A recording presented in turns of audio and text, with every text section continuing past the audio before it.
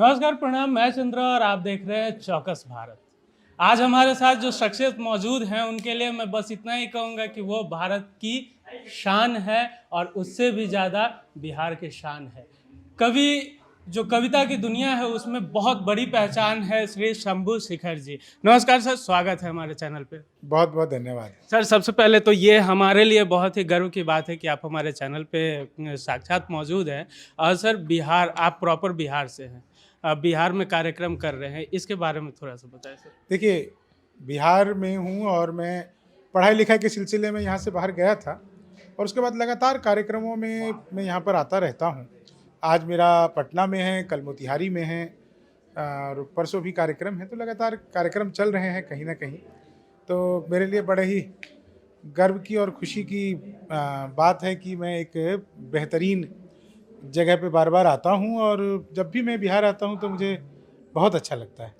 Sir, आपकी जो कविता होती है वो ज़्यादातर कॉमेडी से रिलेटेड कॉमेडी होती है और कॉमेडी में आप सरकार को जो सटायर करते हैं, तो सर ये कैसे शुरू हुआ, थोड़ा सा इसके बारे में बताएं। देखिए, मैं मिथिला का रहने वाला हूँ। हमारे यहाँ पर गालियों में भी ना ताना देने की परंपरा है। जो बारात पक्ष के लोग आते हैं तो हमारी गांव की महिलाएं अभी भी वो गाती जो गालियां हैं दरअसल उसमें ताने होते हैं। और मैं दरअसल अपने हास्य व्यंग से सरकार को एक तरह से उल्हाना देकर ताने मारकर उन्हें सुधारने का प्रयास करता हूँ। सर, इसमें सबसे बेहतर आपको जो कविता लगती है, आपकी अपनी रचना, वो कौन सा मतलब ये तो गलत है लेकिन फिर भी मैं पूछ रहा हूँ। गलत है तो मत पूछिए। नहीं, फिर भी हमारा सवाल है कि आपको देखिए, बहुत सारी रचनाएं बहुत अच्छी लगती है और ये समय समय की बात है। कोई रचना बहुत अच्छा हिट कर जाती है, कोई रचना उतनी अच्छा हिट नहीं करती। लेकिन जब कोई लेखक लिखता है तो उसके लिए सारी रचनाएं बराबर ही होती है। मेरे लिए ये चयन करना बहुत कठिन है। अभी यूपी चुनाव आने वाला है। जी जी। तो इस पे लेकर अगर आपको कोई कविता कहना हो तो आप कौन सा कहेंगे? देखिए, उत्तर प्रदेश का चुनाव आने वाला है और सबसे बड़ी बात, बस हमें चुनाव को लेकर के एक बात ध्यान रखना चाहिए कि हम सब चाहे बिहार में हों चाहे उत्तर प्रदेश में हों, चुनाव की जब भी बात करें तो कोशिश करें कि सारे काम छोड़ करके पहले मतदान करें। उसके बाद ही सरकार को उंगली उठाने का हक हमें मिलना चाहिए। हम वोट डालने जाते नहीं, 45% 50% इतनी वोटिंग होती है और उसके बाद हम सरकार को घेरते हैं या उन पर प्रश्न चिन्ह उठाते हैं, यह ठीक नहीं है। तो यूपी चुनाव को लेकर के मैं सभी को शुभकामनाएं देता हूं, सभी पार्टियों को शुभकामनाएं देता हूं और बहुत अच्छा होने वाला है। आपकी रचना अभी कौन से शूट कर सकती है सर? अभी तो कुछ ऐसी कोई रचना है नहीं, बाद में कभी शूट कराऊंगा। सर, आपके कार्यक्रम में या लाइव वीडियो में अक्सर देखा जाता है अनामिका अंबर जी के साथ आपका ट्यूनिंग बहुत अच्छा रहता है। हाँ। आप आपके बालों से वो बहुत खेलते रहती है। दोनों के ट्यूनिंग के बारे में कुछ बताएं सर। ये तो मेरी ट्यूनिंग सभी से अच्छी होती है। लोगों को मेरे से ट्यूनिंग बनाने में समय लगता है, लेकिन मेरी सभी से अच्छी होती है। मैं सभी से खुशी रहता हूँ और सभी को खुश करने का प्रयास करता हूँ।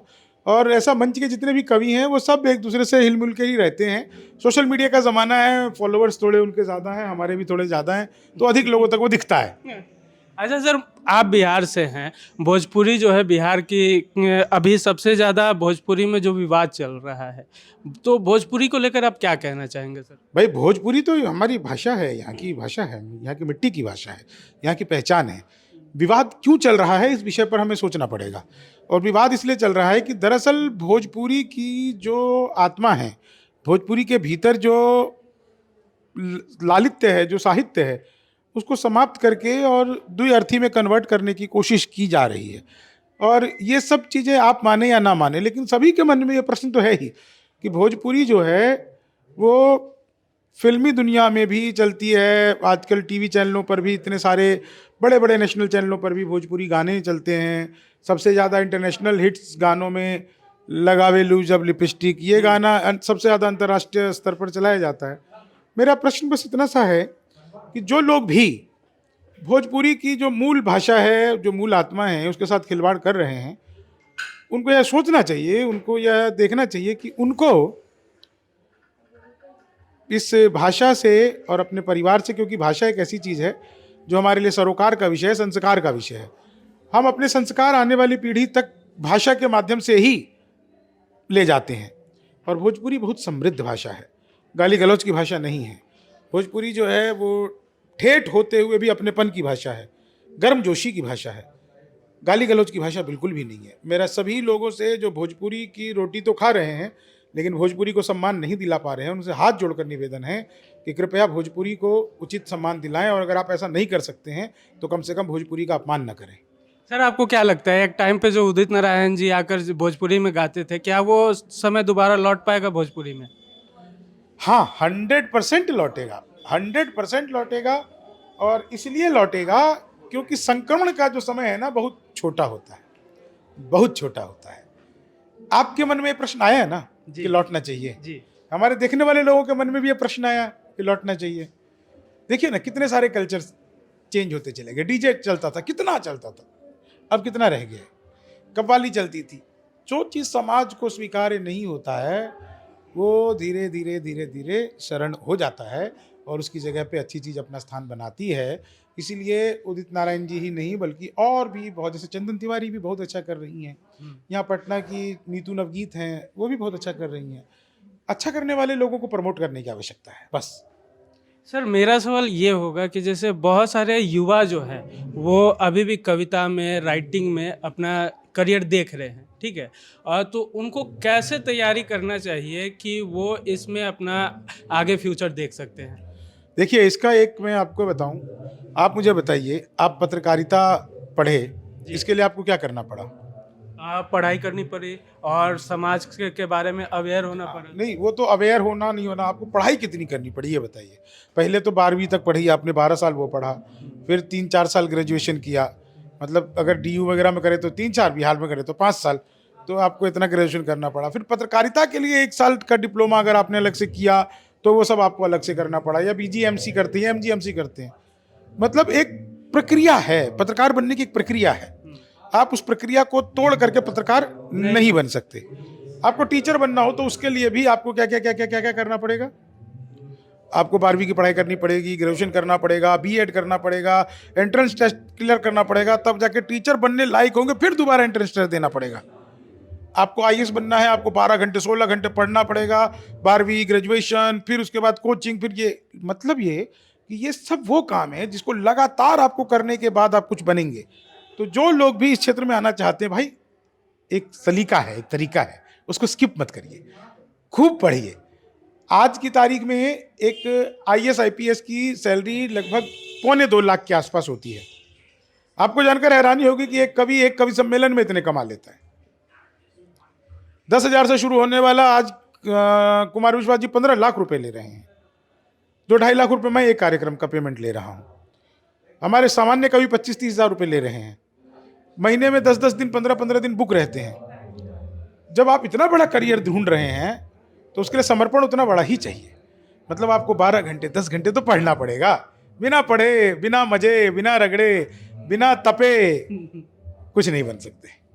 सर हास्य कविता में किसी को सटायर मारते हुए निकल जाना बहुत टफ काम होता है सर, तो इसमें आपको कभी वैसा लगा कि हाँ यार यहाँ मतलब फंस सकते हैं? देखिए, फंसने का भय उसे रहता है जो इमेज कॉन्शियस होता है, जिसको इस बात का भय रहता है कि सामने वाला व्यक्ति मेरे विषय में क्या सोचेगा। जब आप इस बात से, और दूसरी बात, अगर आप एक तरफा हैं तो भी आपको भय रहता है।